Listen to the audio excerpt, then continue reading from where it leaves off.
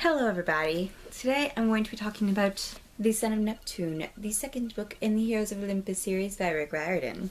Just so everybody knows, this discussion is going to be chock full of spoilers, so if you have not read the book, please go and read the book before you watch this video. Overall, I gave this book a 4 out of 5 stars on Goodreads, but the beginning kind of disappointed me, and I think that was probably because I expected so much out of this book because Percy was back with us, that my expectations were like just through the roof. I didn't really take into account that Percy's not going to be able to remember anything, so we were kind of back at square one. Although Percy's a little more badass in this one. I mean, right off the bat, you learn that he stole a police cruiser to run over a Gorgon. I also wanted to slap Hera or Juno or whatever she is anymore. I just wanted to slap her so hard because this doesn't take place at the same time as The Lost Hero took place. This takes place 6 months after the events of that book. So Percy lost 8 months of his life. But just because the book disappointed me doesn't mean I didn't highly enjoy the book. Like I said, I gave it a 4 out of 5 stars. I mean, I love the characters. I love the storyline. It just felt like the pacing was very, very slow in the beginning. And I didn't like the Roman camp very much at all. I mean, the campers were too uptight and it was more like a military than... I think my favorite part about the camp was the fact that it had a little town for demigods to be able to live out normal lives and be protected by all the monsters. And like Percy, I can so see him and Annabeth living there later on in their lives. So overall, the camp wasn't all bad. I just didn't like the legions and how they were split up the way they were. And I'm so glad to be back with Percy. As soon as I got done with The Lost Hero, I jumped right into this book because I've been missing Percy so much. And right off the bat, we learn that Percy remembers Annabeth. And I just fangirled a little. It's like, oh, I was like, I wonder if Juno purposely made it to where he remembered Annabeth to give him like some drive, or if that was Aphrodite stepping in there. And then Percy has to carry Juno into camp, which he doesn't know is Juno at that point. And when he crosses the little timber, he loses his Achilles curse. I'm glad to see the curse go, but it makes me nervous that Percy's gonna die now. Then we have our new characters. Frank, I didn't like reading from his point of view, but I did enjoy his character. He was really funny towards the end of the book, and he finally stopped worrying about everything and he opened up to Hazel and Percy. And his shape-shifting ability is so cool, and I love it how Percy is jealous of him, given all the powers that Percy has, and he's jealous because Frank can shapeshift into any kind of animal. Then we have Hazel, the daughter of Pluto, who has the curse of being able to draw any kind of treasure from the earth, which would be awesome if it didn't have the added effect of bringing misfortune on anyone who touched the stuff.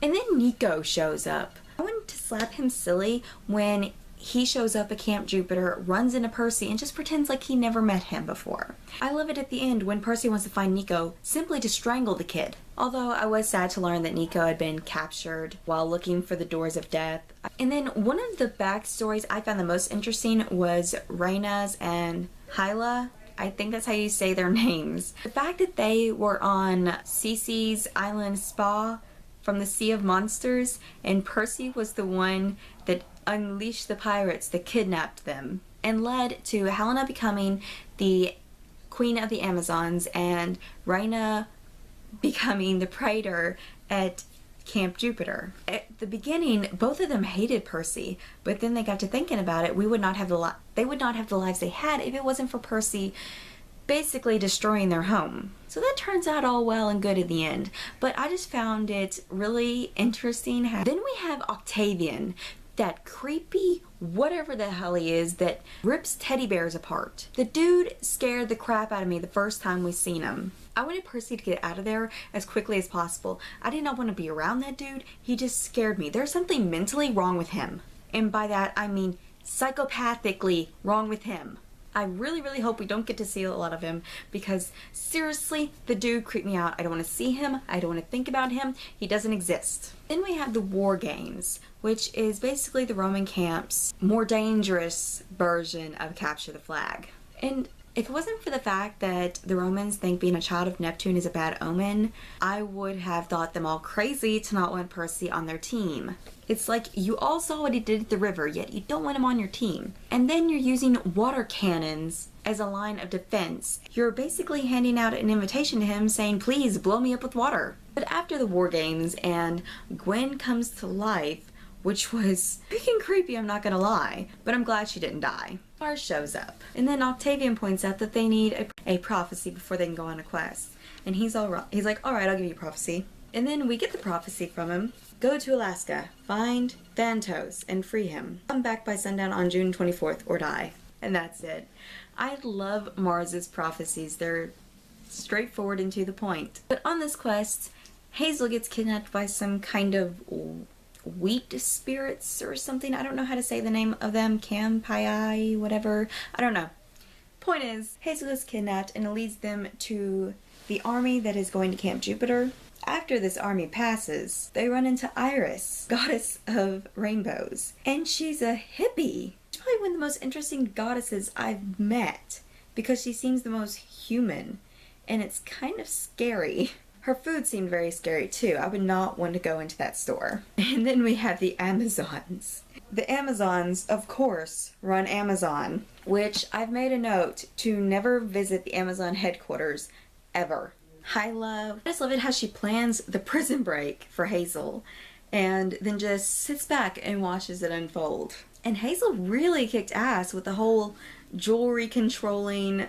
And I did not expect that to be such a clean prison break. I thought for sure something was going to go horribly, horribly wrong and they weren't going to be able to get away. I was also afraid that they were going to have to leave Ella at one point because she was taking so long to get to him. I really, really, really like Ella's character. She reminds me a lot of Tyson, which I am so glad we got Tyson back towards the end of the book. I just miss him so, so much. And him and Ella make such a cute couple. The final part of their escape plan is to escape on Orion. Is that thing tame? The horse whined angrily. I don't think so. He just said, I will trample you to death, silly Canadian Chinese baby man. You speak horse? Baby man? Speaking of horses is a Poseidon thing. I mean a Neptune thing. Then you and Orion should get along fine. He's a son of Neptune too. Excuse me? That whole scene I just found hilarious. But Orion is such a freaking cool horse, even though he's such a potty mouth. I mean, he can run faster than the speed of sound, and he can run on water. And up glaciers, apparently. His only bad point, really, is that he's a potty mouth. I thought horses couldn't fly. This time, Orion whined so angrily, even Hazel could guess he was cursing. Dude, I've gotten suspended for saying less than that. I really like Orion, and his potty mouth does make the situation a lot funnier though, especially the way he acts towards Frank. Though I still prefer Blackjack. Then we get to the part where they have to free Thantos. I don't know if that's actually how you pronounce his name or not, but Death. They free Death. And I was so scared that Frank was actually going to die while he was basically burning his life away on that stupid firewood. But after they free Death, Hazel and Frank both get away with their lives, thank goodness. They take as much Imperial gold armor and weapons as they can back to Camp Jupiter. And the battle is still underway, so they've made it in time. And I have to say, I kind of expected the final battle to last such a long time.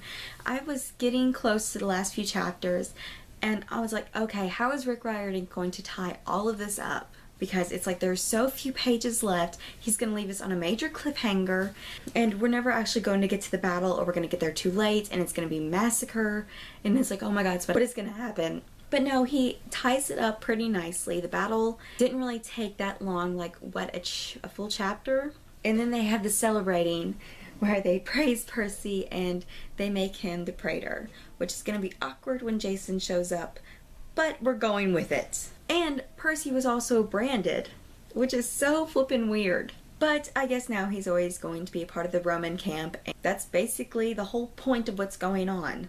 Then, before their Senate meeting, Percy gets a message from Leo, but it's a scroll with a video message in it, which I found to be the coolest thing ever. And then, just as an added plot twist, if you already didn't see it coming, Leo looks exactly like Sammy from Hazel's past in New Orleans. Sammy's last name was Valdez. And I was like, okay, Leo's a descendant of Sammy Valdez, and they look alike.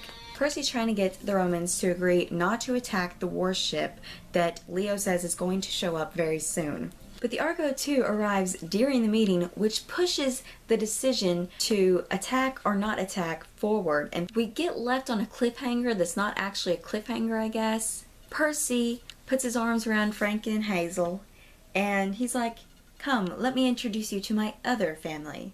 And the book ends. Picking a favorite moment at the Son of Neptune is kind of difficult because I didn't really favor any scenes over the other. But I guess my favorite part was when we finally are reunited with Tyson and Miss O'Leary again.